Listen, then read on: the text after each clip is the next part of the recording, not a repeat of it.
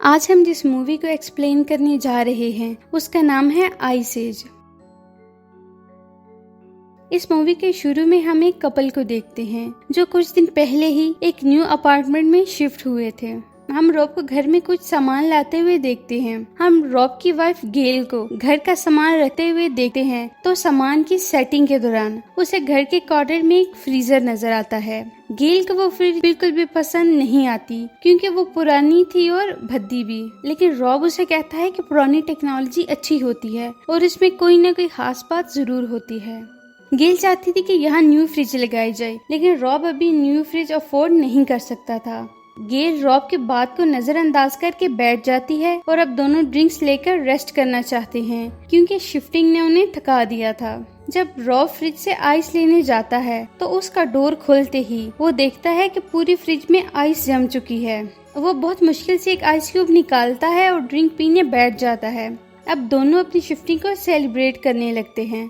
Drink का एक SIP लगाने के बाद रॉब को ग्लास में कुछ अजीब सा स्ट्रक्चर नजर आता है। वो उसे ग्लास से निकाल कर देखता है तो उसे अपनी आंखों पर यकीन नहीं होता क्योंकि वो एक जानवर था। वो आइस क्यूब ग्लास से निकाल कर गेल को दिखाता है और पूछता है कि क्या वाकई इसमें कुछ है या मेरी नजर का धोखा है। तो गेल मैग्नीफाइंग ग्लास लेकर आती है। वो एक छोटे से जानवर को आइस क्यूब में फ्रीज देखते हैं।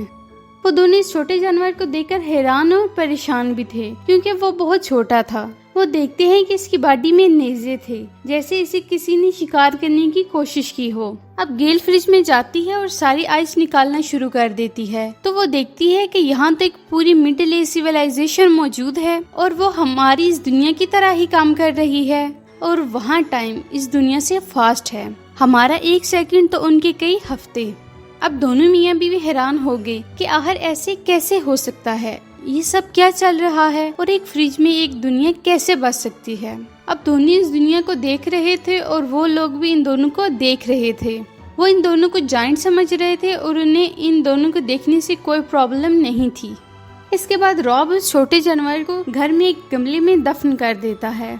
इसके बाद वो गपशप करते हैं और जब वो दोबारा फ्रिज खोल कर देखते हैं तो वो हैरान हो जाते हैं कि अब वो लोग मिडिल एज से इंडस्ट्रियल एज में दाखिल हो चुके हैं। वो हैरान थे कि वो कुछ ही देर के लिए तो फ्रिज से दूर हुए थे और इस दुनिया में टाइम इतनी तेजी से गुजर गया कि कई सदियां गुजर गईं। अब इस शहर में बड़ी बड़ी बिल्डिंग्स बन गई थी, लेकिन रॉब इस वक्त को मिस करने लगा जो उन्होंने फ्रिज को शुरू में खोलकर यहाँ देखा था।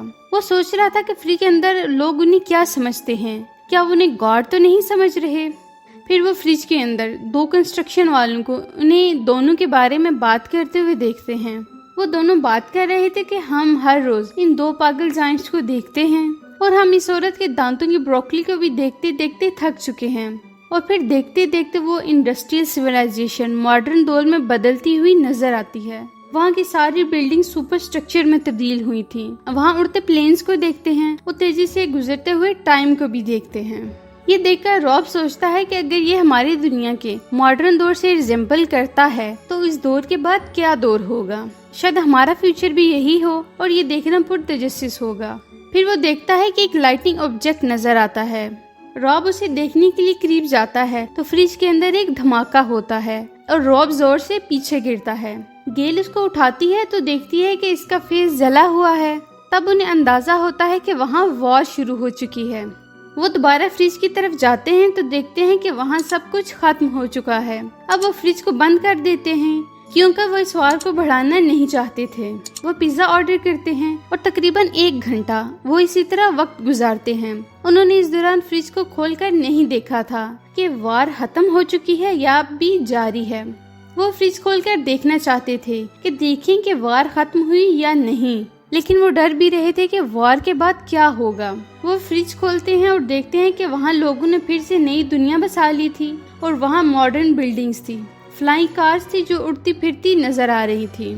वो सिटी की इस तरक्की को अपनी तरक्की से कंपेयर करते हैं। ये फ्यूचरिस्टिक सिटी बन चुका था और आसमान से बातें करती बड़ी बड़ी बिल्डिंग इस शहर को बहुत ही एडवांस लुक दे रही थी। फिर ये सिटी एक पिरामिड स्ट्रक्चर बन जाता है जहाँ बहुत सारी लाइंस लिंक कर रही थी। अब ऐसा लग रहा था कि सब लोग इस पिरामिड में रह रहे हैं। फिर देखते हैं कि वो पिरामिड सारी सिटी को अपने अंदर एब्जॉर्ब करने लगता है। फिर वो एक बड़े एनर्जी बॉल में तब्दील हो जाता है और धमाके से फट जाता है। जिससे इनके किचन में हर तरफ एनर्जी स्पार्क्स नजर आते हैं। फिर ये स्पार्क्स वापस फ्रिज में चले जाते हैं और सब गायब हो जाता है। ये देखकर दोनों हैरान रह जाते हैं कि सब किधर गया। रॉब समझता है कि अब वो फिर से वापस आएंगे, लेकिन गेल कहती है कि सब कुछ खत्म हो चुका है और ये दुनिया के खत्म होने को जाहिर कर रहा है। फिर रॉब फ्रिज का स्विच निकालकर इसे बंद कर देता है। फिर दोनों एक दूसरे को मिलते हैं। दोनों ने कुछ ही वक्त में इंसानियत का पास्ट, प्रेजेंट और फ्यूचर देख लिया था। दोनों अपनी नॉर्मल लाइफ शुरू कर देते हैं, लेकिन अभी भी इनके जहन में कल के बारे में कुछ सवालात थे। अब वो दोबारा सस्पेंस में फ्रिज को खोलकर देखते हैं। वो देखते हैं कि वहाँ कुछ लोग नजर आ रहे थे जो डायनासोर के मीट को खा रहे थे और कुछ पर डायनासोर अटैक कर रहे थे। अब यहाँ ह्यूमैनिटी का स्टार्ट दिखाया जा रहा है। अब ये दोनों इस नई कहानी को देखने में मशगूल हो जाते हैं। इस मूवी में इंसान की ज़मीन पर एवोल्यूशन, इंसान के पास्ट और फ्यूचर की तरक्की को काफ़ी अच्छे तरीके से दिखाया गया है और साथ साथ ह्यूमन बिहेवियर को भी, कि किस तरह जब वार हुई तो वो दोनों फ्रिज बंद करके लापरवाही में बैठ गए। और इस लाइट पावर बाल का सीन जिससे बताया गया कि इंसानियत का एंड ऐसे होगा, और यहाँ इस मूवी का एंड हो जाता है। तो दोस्तों, कैसी लगी आपको हमारी आज की वीडियो? अगर आपको हमारी वीडियो अच्छी लगी तो हमारी वीडियो को लाइक करें, शेयर करें, हमारे चैनल को सब्सक्राइब करें ताकि इस तरह के इंटरेस्टिंग वीडियोस आपको मिलती रहें।